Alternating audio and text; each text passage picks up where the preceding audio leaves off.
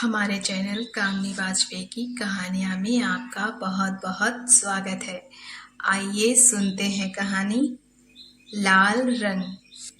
रात के 10 बज रहे थे। मैं किचन का सारा काम निपटाकर अपने बेडरूम की तरफ जा रही थी।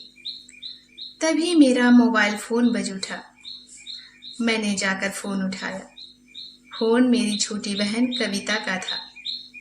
उधर से आवाज़ आई, नमस्ते दीदी।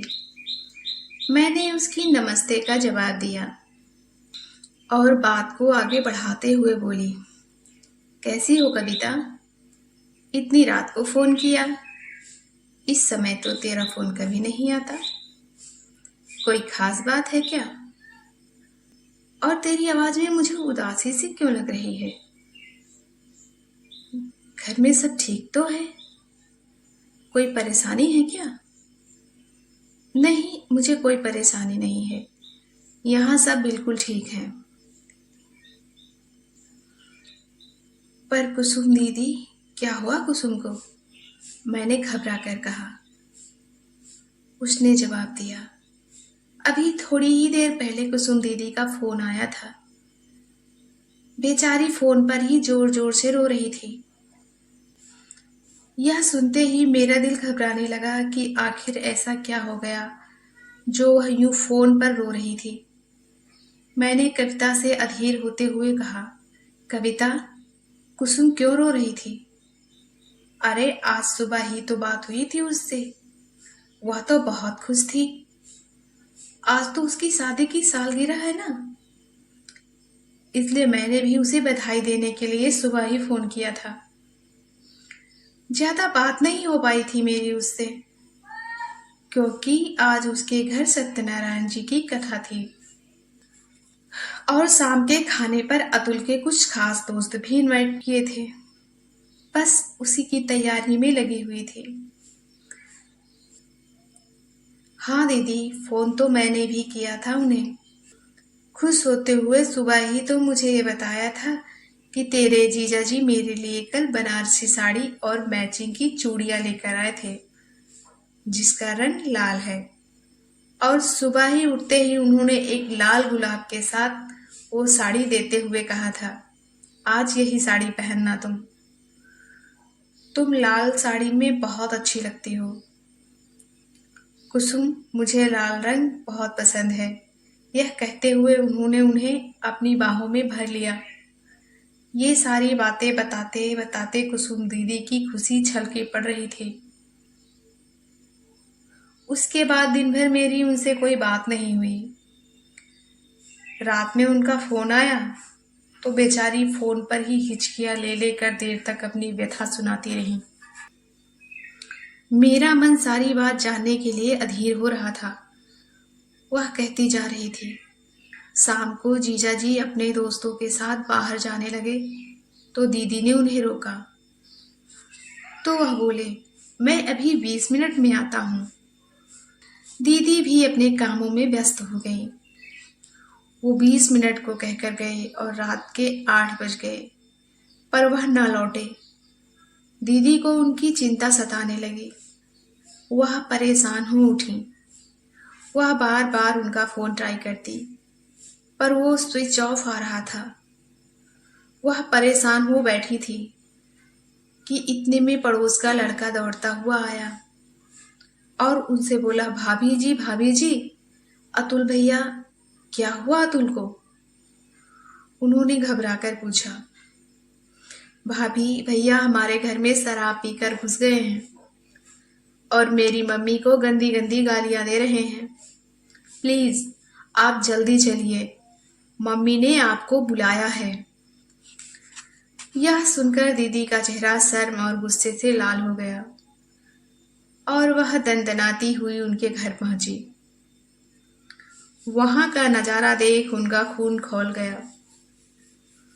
वहां हाथ में शराब की बोतल लिए जीजाजी झूम रहे थे और बेचारी पड़ोसी को गंदी गंदी गालियों से नवाज रहे थे। वो डर के मारे कमरे में जाकर बंद हो गई थी। दीदी उन्हें उस लड़के की मदद से बड़ी मुश्किल से खींच खाच कर घर तक ला सकी। घर पर आने के बाद भी उन्होंने कम नौटंकी नहीं मचाई। वह दीदी को भी अनाप शनाप सुनाने लगे। गाली गलौज करते हुए वे किचन में जा घुसे। वहां जाकर सारा खाना आंगन में फेंक दिया। दीदी उन्हें ऐसा करने से रोकने लगी तो उन्होंने दीदी को जोर से धक्का दे दिया और वो दीवार में जा टकराई, जिससे उनके सिर में चोट लग गई और उनके सिर से खून बहने लगा। इतने में भी उनका जी नहीं भरा तो उन्होंने एक लोटा पानी लाकर अपने हाथों से उनके मांग का सिंदूर भी धो डाला। सारे घर वालों ने मिलकर उन्हें किसी तरह से ले जाकर कमरे में बंद किया। अच्छा दीदी, रात बहुत हो चुकी है, अब फोन रखती हूँ, आप भी अब सो जाओ। इतना सुनने के बाद नींद कहाँ आएगी कविता? हाँ दीदी, सच कह रही हैं आप, नींद तो मुझे भी नहीं आएगी। मैं कुसुम को फोन करूं क्या? हाँ कर लीजिए। अच्छा ठीक है, मैं फोन रखती हूँ, कह कविता ने फोन रख दिया। मैंने कुसुम को फोन मिलाया तो उसका फोन बिजी बता रहा था। शायद वह किसी से बात कर रही थी। मैं कविता से बात करते करते छत पर आ गई थी, क्योंकि मैं ये नहीं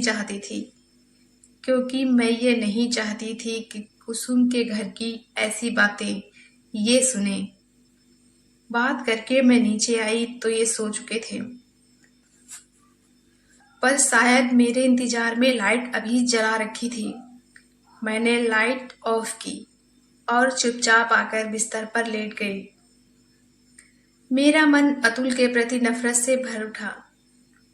आज शादी की सालगिरह वाले दिन ही उसने कुसुम से कैसा जानवरों वाला सलूक किया। मैं लेट तो गई, पर मेरी आंखों से नींद कोसों दूर थी। मेरी आंखों में तो बीते हुए सालों के एक एक चित्र उभरते चले आ रहे थे। हम 4 बहन और एक भाई थे। हेमा दीदी सबसे बड़ी थी, उसके बाद मैं, फिर कुसुम और फिर कविता सबसे छोटी। हेमा दीदी की शादी हो चुकी थी। उन्हीं के देवर जी का नाम था अतुल। वह एक अच्छी कंपनी में नौकरी करते थे, देखने सुनने में भी आकर्षक थे। बस बुराई ये थी कि कुछ बुरे दोस्तों की संगत में पड़कर वह शराब पीने लगे थे। दीदी के घर वालों का सोचना था कि अगर एक बार उनकी शादी हो जाए तो उनकी बुरी आदतें अपने आप ही छूट जाएंगी और वह सुधर जाएंगे। लड़की मेरी दीदी से किसी भी मायने में कम हो, यह अतुल को मंजूर नहीं था।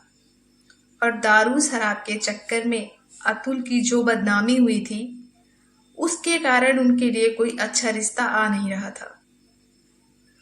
एक दिन मेरे जीजा जी मेरे घर आए और बातों ही बातों में उन्होंने मेरे और अतुल के रिश्ते की बात पापा से कह दी। यह सुन पापा बहुत नाराज हुए और उन्हें 2 टूक जवाब दे दिया। इससे हमारी दीदी के ससुराल वाले बहुत नाराज हो गए थे। मेरी शादी में जीजा जी के यहाँ से कोई नहीं आया था, अकेली दीदी ही आई थी, वो भी शादी वाले दिन। मेरी विदाई के बाद उसी दिन लौट भी गई थी। मेरी शादी के कुछ ही महीनों बाद दीदी के घर से संबंध सुधरने लगे थे। उन लोगों का फिर से आना जाना शुरू हो गया था। अतुल भी अब मेरे घर पहले से ज्यादा आने लगे थे। फिर धीरे धीरे अतुल और कुसुम के बीच प्रेम की कोपलें फूटने लगी थी। दोनों फोन पर घंटों बातें भी करने लगे थे। यह समाचार मुझे फोन पर कविता ही सुनाया करती थी। एक दिन उसने ही मुझे फोन पर बताया था कि दीदी अब अतुल जीजा एकदम से बदल गए हैं, वो तो अब शराब को हाथ तक नहीं लगाते। मुझे यह सुनकर बड़ा आश्चर्य हुआ था। एक दिन माँ का मेरे पास फोन आया, कह रही थी, बिटिया मैं सोच रही हूँ कि कुसुम की शादी अतुल से हो जाए, पर तेरे पापा मेरी बात सुनते ही नहीं। अच्छा लड़का है, अच्छा कमाता है, सब कुछ जाना सुना है। माँ की बात काटते हुए मैंने बीच में ही कहा था, पर माँ, आपको तो पता है ना वो कितनी शराब पीते थे। हाँ, पता है बेटी, पर अब वह बिल्कुल बदल गया है। मैं समझ गई थी कि माँ अब मेरी कोई बात नहीं सुनेंगी। मैंने ठंडी सी सांस छोड़ते हुए कहा, आपने कुसुम से पूछा? हाँ, पूछा। वह तो खुशी खुशी तैयार है। बस तुम सब अपने पापा को किसी तरह से मना लो। बस वही नहीं मान रहे। कहते हैं कि एक बार अगर शराब की लत लग जाए तो वह आजीवन छुड़ाए नहीं छूटती। मेरे लाख कहने पर भी वो इस रिश्ते के लिए तैयार ही नहीं हो रहे। पापा इस शादी के लिए बड़ी मुश्किल से राजी हुए थे। उन्होंने साफ कह दिया था कि शादी के बाद अगर अतुल फिर से पीने लगे और इनके जीवन में कोई भी समस्या आई तो इसकी जिम्मेदारी सिर्फ कुसुम की खुद होगी। कुसुम की मर्जी के अनुसार उसकी शादी अतुल से बेमन ही कर दी थी पापा ने। वह खुश भी है उसके साथ। वह बहुत ध्यान रखता है उसका, उसकी हर फरमाइश पूरी करता है, उसकी हर बात मानता है।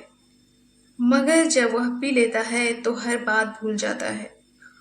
वह यह भी भूल जाता है कि कुसुम ने उससे शादी करने के लिए पापा की मर्जी तक की परवाह नहीं की थी। आज कुसुम चाहकर भी अपना दुख किसी से नहीं कह सकती, क्योंकि अतुल को जीवन साथी चुनने का उसका अपना फैसला था। उसने अपने पांव पर कुल्हाड़ी खुद ही मारी थी। कहते हैं जोड़ियां ऊपर से बनकर आती हैं। पता नहीं अतुल ही उसकी भाग्य में था या उसका फैसला ही गलत था।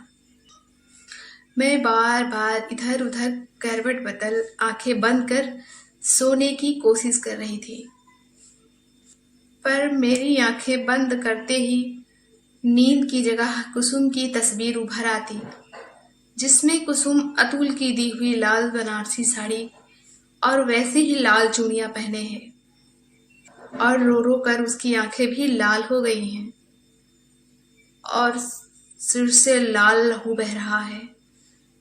जैसे ही ऐसी तस्वीर मेरी आंखों में आती है, मेरी आंखें तुरंत खुल जाती हैं और मुझे कविता की कही वही बात याद आ जाती है कि कुसुम ने उसे बताया था कि अतुल को लाल रंग बहुत पसंद है। शायद इसीलिए उसने आज के दिन उसे पूरी तरह से लाल कर दिया था। हमारी कहानी सुनने के लिए आपका बहुत बहुत धन्यवाद। हमारी कहानी आपको कैसी लगी प्लीज़ कमेंट करके ज़रूर बताइएगा।